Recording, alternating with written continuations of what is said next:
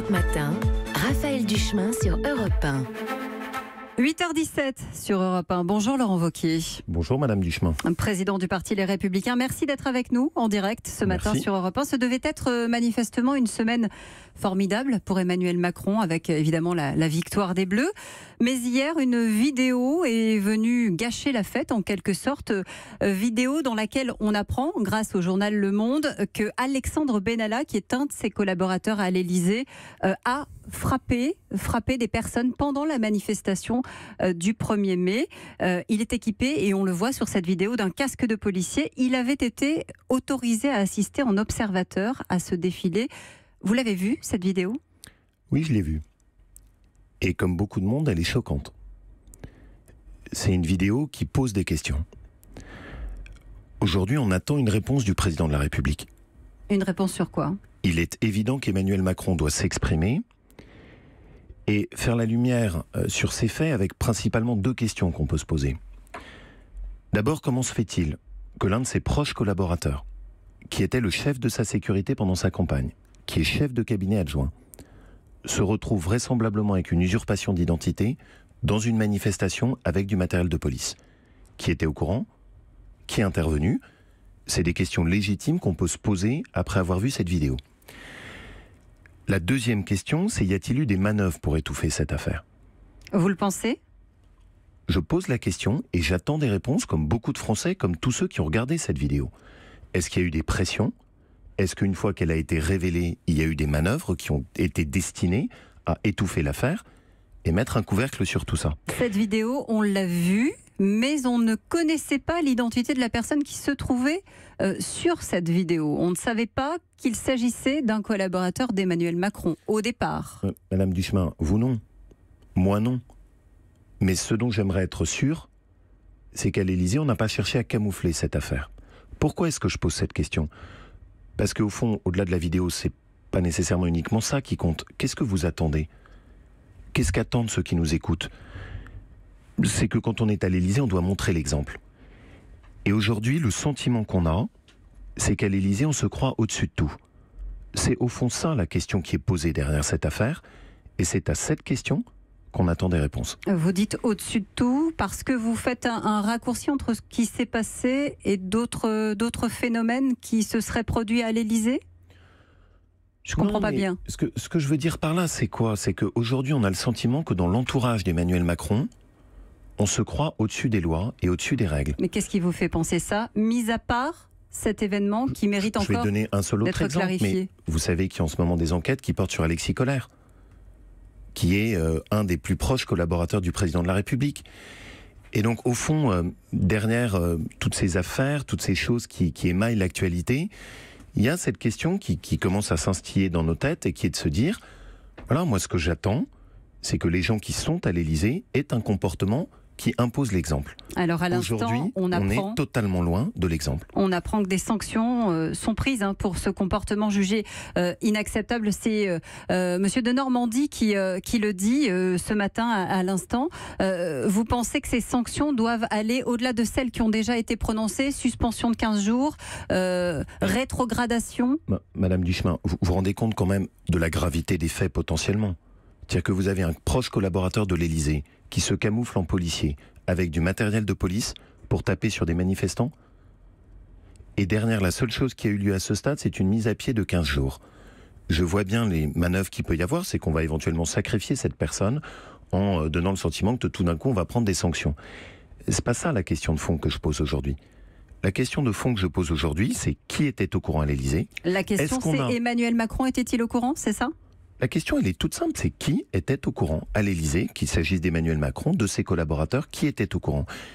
Et la deuxième question, c'est au fond, si vos collaborateurs du Monde ne l'avaient pas révélé, est-ce que l'affaire aurait eu les mêmes sanctions et les mêmes conséquences? Ou est-ce qu'au contraire, tout a été fait pour la camoufler, l'étouffer? Voilà, on attend juste ces éléments très simples. Il faut que la réalité, la lumière soit faite sur ces faits. Et surtout, il faut qu'on revienne à ce qu'on est en droit d'attendre, un comportement exemplaire à l'Élysée. Aujourd'hui, ça n'est pas le cas. Et que la justice soit saisie, Laurent Wauquiez? Oui, mais vous savez, chacun son travail. C'est ce que demandent certains élus, la France Insoumise notamment. Moi, je ne suis pas magistrat. chacun fait son travail.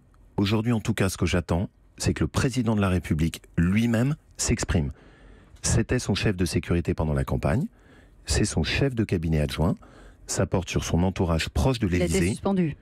Oui, c'était son chef de cabinet adjoint, c'est son entourage proche. Emmanuel Macron, à mon sens, doit s'exprimer.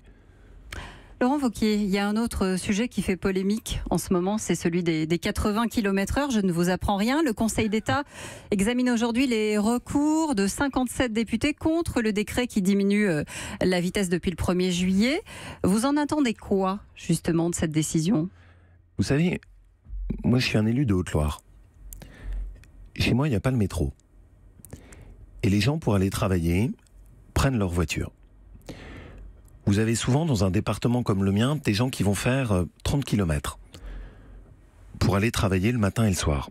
Des infirmières libérales qui travaillent notamment dans des communes rurales et qui font des kilomètres et des kilomètres par jour. Pourquoi est-ce que ces 80 km/h mettent tout le monde en colère? Parce que c'est une décision imposée de Paris, totalement coupée du terrain. J'ai chez moi des routes qui sont dangereuses et sur lesquelles il faudrait baisser la limite de vitesse. Mais j'ai des routes sur lesquelles on a investi pour les sécuriser et où au contraire ça n'a pas de sens de mettre à 80 km/h. Et pourquoi est-ce que je ne suis pas content avec cette décision? Vous voulez vous occuper de sécurité routière? La seule bonne manière de s'occuper de sécurité routière, c'est de mettre de l'argent sur les routes. Chez moi, j'ai 2 routes sur lesquelles aujourd'hui l'État ne met pas 1 euro. Et à l'inverse, on nous met des jolis panneaux sur lesquels on limite à 80 km/h. Mais vous entendez les défenseurs de la sécurité routière dire à chaque fois qu'on a abaissé la vitesse, ça a fait un tollé et à chaque fois ça a fonctionné et ensuite on n'en a plus parlé. Eh bien, mettons la vitesse à 50 km/h partout. Mettons partout, au-delà du périphérique, la vitesse à 50 km/h, à ce compte-là. Mais est-ce que vous êtes allé en Allemagne déjà? Oui.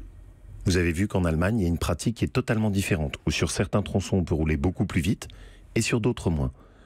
Moi, juste ce que je demande, c'est que cette mesure, pour moi, c'est de la communication.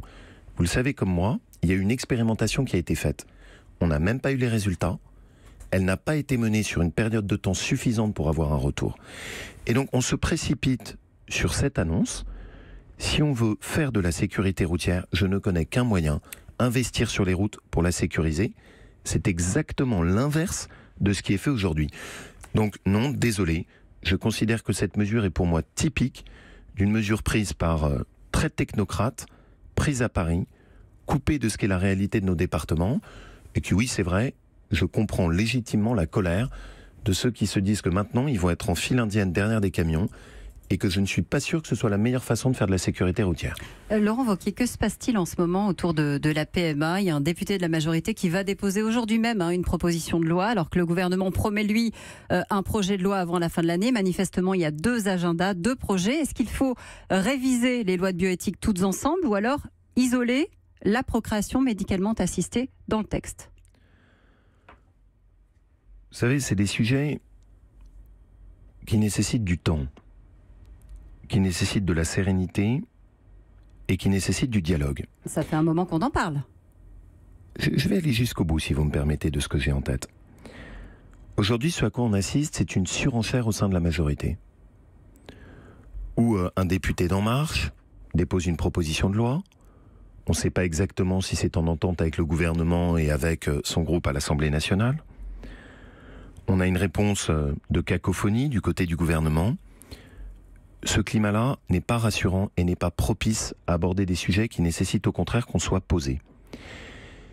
Mais au-delà du calendrier, cette proposition de loi révèle quelque chose qui est la raison même de mon opposition à la PMA. Cette proposition de loi fait le lien entre la PMA et la gestation pour autrui. Ça n'a rien à voir. Pardon, est-ce que dans cette proposition de loi, le lien est fait ou non? Madame Duchemin, est-ce que vous pouvez répondre à ma question? Le texte n'est pas encore présenté. Non, la proposition de loi est présentée. Est-ce que dans cette proposition... La proposition de loi le sera aujourd'hui. La PPL a été annoncée, présentée par son député. Dans cette proposition de loi, elle fait le lien entre la PMA d'une part et la GPA d'autre part. Qu'est-ce que ça signifie? Ça signifie que bien évidemment, quand vous ouvrez la possibilité pour des couples de mêmes femmes, vous aurez la demande pour des couples de mêmes hommes. Cette demande-là, la gestation pour autrui, c'est la marchandisation du corps de la femme. Ça veut dire qu'on paye une femme pour qu'elle enfante un enfant Mais on parle et qu'elle bien le donne ensuite d'un à projet quelqu'un de loi d'autre. sur la procréation médicalement assistée, pas de la gestation pour autrui. Madame Duchemin, de la même manière qu'il y a 3 ans, quand on a eu ce débat, on nous disait « ne vous inquiétez pas, il n'y aura jamais la PMA ». Aujourd'hui, et c'est normal, je comprends Donc le vous raisonnement dites, intellectuel. C'est la porte ouverte, c'est ça? Je dis qu'on s'achemine vers quelque chose qui, moi, ne correspond pas à ma conception de l'éthique. Vous connaissez le site Cryos ? Non. Allez sur ce site internet. C'est un site danois sur lequel vous pouvez acheter en ligne des spermatozoïdes et dans lesquels vous pouvez choisir. Est-ce que vous voulez qu'il soit blond? Est-ce que vous voulez qu'il soit brun? Est-ce que vous voulez qu'il ait des yeux bleus? Est-ce que vous voulez qu'il fasse 1m80? Est-ce que vous voulez qu'il fasse 1m70? C'est pas ma conception. C'est un autre débat, c'est le débat sur la gestation pour autrui. Pas du tout. Là, on est dans le débat sur la PMA aussi. Et donc, la question que je pose, c'est est-ce que ça, c'est notre conception? Est-ce que c'est ce qu'on veut? Est-ce que c'est notre conception du progrès? Il y a un débat. Je le respecte. J'ai des positions qui sont les miennes, sur lesquelles je ne change pas d'avis. Mais je pense qu'on a besoin de sérénité. Et la façon dont aujourd'hui le débat s'ouvre et est abordé n'est pas propice à la sérénité. Je voudrais qu'on aborde une dernière question rapidement. Je vous en prie. Concernant la Constitution. C'est un énorme sujet. Premier gros changement annoncé, la possibilité donnée au président d'assister au débat après son intervention devant le Congrès. Je vais vous demander une réponse rapide. Évolution ou mainmise sur les prérogatives du Premier ministre? Vous vous rendez compte? Il y a des gens qui nous écoutent. Oui. Ils se posent des questions légitimes sur leur vie quotidienne. Oui. L'emploi, Parcoursup pour leurs enfants, le prix de l'essence, le pouvoir d'achat, la CSG. Et depuis 1 mois, entre le discours d'Emmanuel Macron à Versailles, l'ouverture du débat sur la Constitution, de quoi on parle? Ce genre de questions. Savoir est-ce que le président de la République, l'année prochaine, Ça restera... n'est pas important? Mais bien sûr que ça n'est pas important.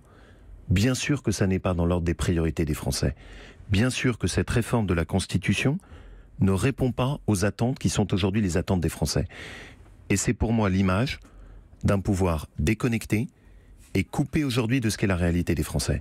La Constitution et sa réforme, ça n'est pas la priorité. Merci Laurent Wauquiez d'avoir Merci à été vous. avec nous en direct ce matin sur Europe 1.